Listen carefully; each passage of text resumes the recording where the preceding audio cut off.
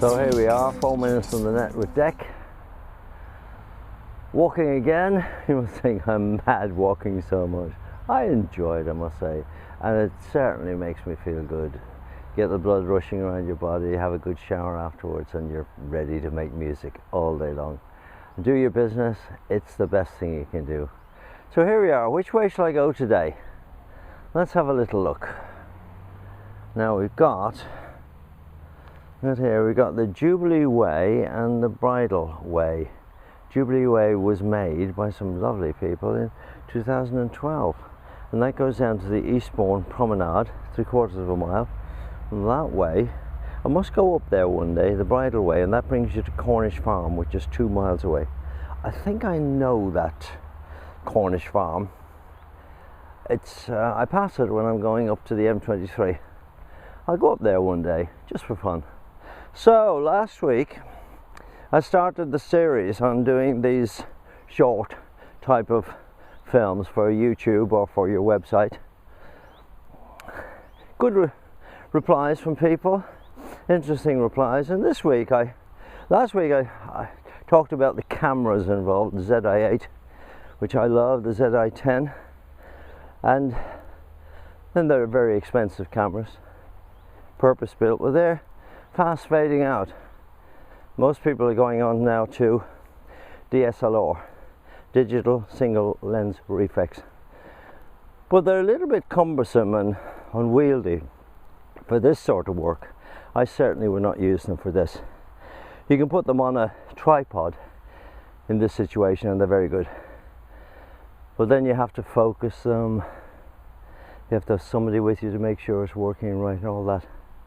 So there we are. This week, talking about sound, and in particular microphones.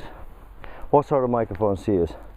I've experimented a lot, and I came to the conclusion that the number one thing to bear in mind is that wherever you're filming, say if it's indoors, you've got to be aware of the acoustics. And the one way to check the acoustics in any room is just to simply clap your hands together and see what sort of reverberation there is, slapback we call it, and that will determine what the eventual result is. Now if you're using the fixed microphone in your camera, say if you're using an iPhone or this sort of thing, the ZI-8, it's got a very excellent little microphone in it. That's a condenser microphone designed to pick up all around it. It's omnidirectional. The problem with that is it's going to pick up everything. It's going to pick up your voice, but it's going to pick up not only the voice, but all the ambient echoes and reverberations, and also any clinks of glass in the background. I've done stuff like that, and it's amazing how much it will pick up from the background. So to get around that, what we do is we use clip-on microphones or head microphones. Head microphones are very good, but I think we'd look a bit silly in this situation. I notice even opera singers now are using those. But let's concentrate on the clip-on microphone. They're not expensive, but you have to be desperately careful where you buy them from. Buy a clip-on microphone if it's inexpensive, and I'm talking about 10 to 20 pounds, roughly the same in dollars. If you're doing that, make sure you buy from a reputable buyer on the internet, or go to a shop and they will only sell you good reputable microphones. There is an awful lot of rubbish on the net. I was very lucky when I started this years ago that I went on the net and somehow or other I found the right place to go, and I got a long wire. Now I'll show you, look. There's mountains and mountains and mountains of wire attached to this microphone, and you will need it on occasions. And I've even got an extension which I got from Maplin for about 10-20 pounds, and that gives me another 10 meters, and that plugs into the camera. You have to make sure, obviously, that you have a camera that will take this sort of microphone. Now, what this microphone does is it only picks up my voice. There it is, very close in. Some people look at this and say, Jack, that looks a bit stupid sitting there. Well, if you've been a fan of 4 Minutes on the Net with Deck, you'll have seen on occasions that I've been out on my walks and it's been very windy. And I've had to make excuses all the time for the wind. And that's because I didn't have this fluffy, it's called a fluffy cover. You can get them on the net. You buy them 3 at a time, they're about £10, $10. And that will cut out 90% of the wind noise. Now they use these in films, TV, documentaries. You'll see them all the time. There's an added way of using it if you've got a suit on, for the fellas, and for the girls even.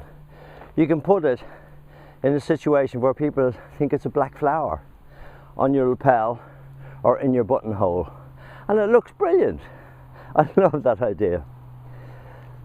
There is, if, got my pocket here, this sort of thing you've seen, a little dense foam, rubber foam on the microphone, that works quite well. But once you get high wind or even medium wind, you're going to be stuffed.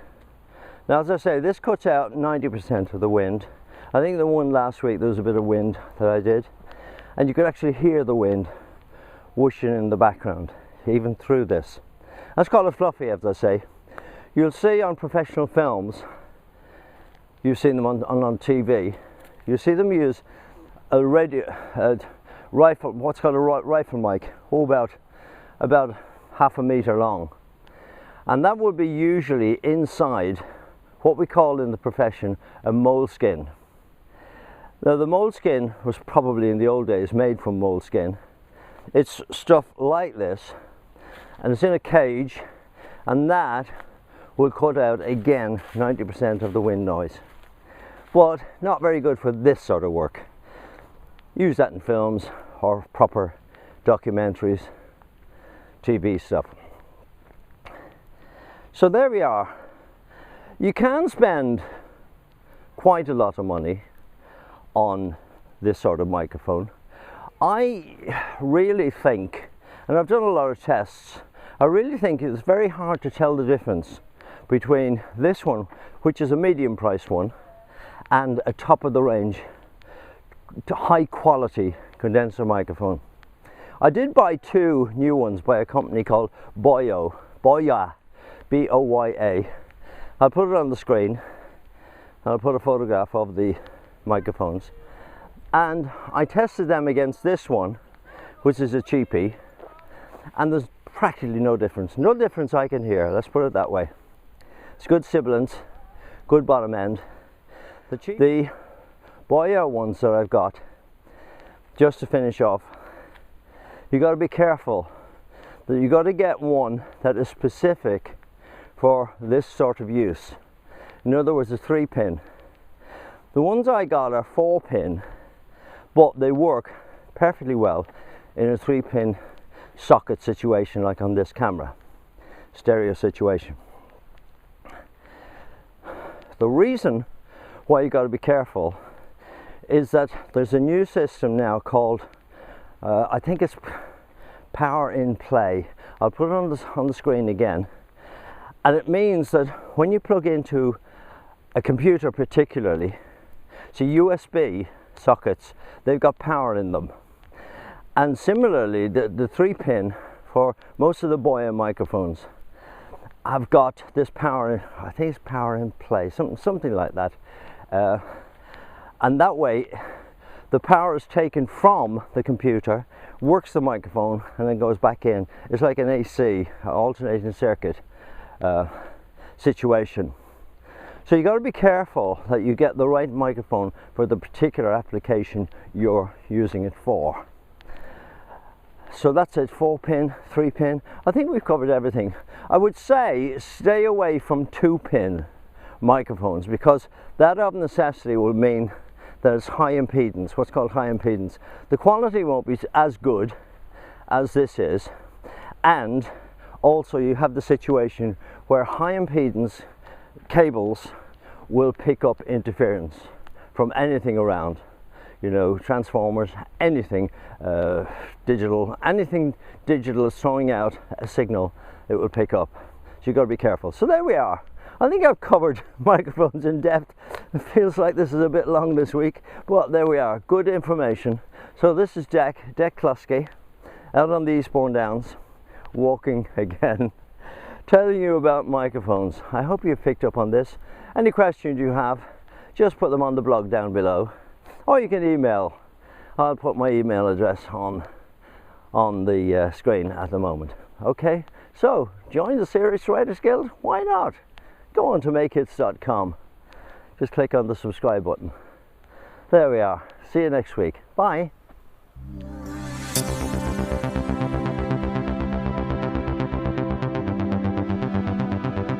The home of the Serious Writers Guild.